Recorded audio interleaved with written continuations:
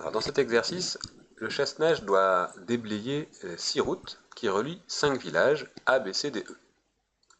Donc on a 5 villages et on a un chasse-neige qui doit déblayer les 6 routes qui relient ces 5 villages. Peut-on trouver des itinéraires qui permettent de parcourir une seule fois chaque route? Donc on a nos villages A, B, C, D, E et on a 6 routes. 1, 2, 3, 4, 5, 6. Et les villages sont reliés par ces routes-là. Pour aller de A à D, on prend cette route, de A à C, etc. Est-ce qu'on peut trouver un itinéraire qui permet de parcourir une seule fois chaque route en partant de E et en terminant par E, en partant de C et en terminant par D, en partant de A et en terminant par A? Alors on va revoir un petit peu quelques définitions du cours qui vont nous permettre de répondre. Donc dans un graphe G non orienté, une chaîne eulérienne, qu'on a déjà vu, c'est une chaîne simple qui passe par toutes les arêtes de G. Et un graphe G est connexe, tel que m plus grand que 1, possédera une chaîne eulérienne si et seulement s'il possède 0 ou 2 sommets de degrés impairs. Donc on va rechercher des chaînes et des cycles eulériens. Tous les sommets du graphe sont de degrés pairs. A c'est 2, B, D c'est 2, C c'est 4, B c'est 2 et E c'est 2.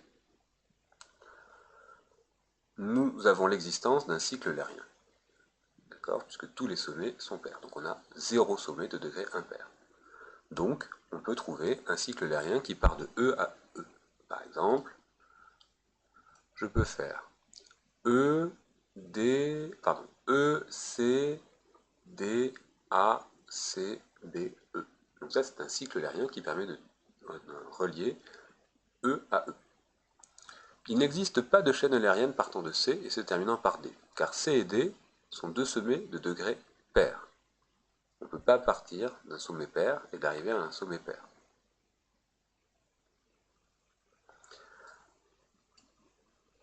Pour partir de A et aller à A, comme on part d'un sommet pair mais qu'on revient à lui-même, alors on a l'existence d'un tel cycle eulérien. On pourra faire A, D, C, E, B, C, A.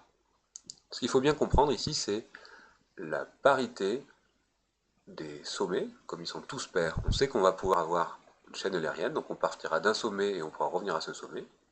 Par contre, si on doit partir d'un sommet pair et arriver à un sommet pair, distinct, eh bien là ce ne sera pas possible.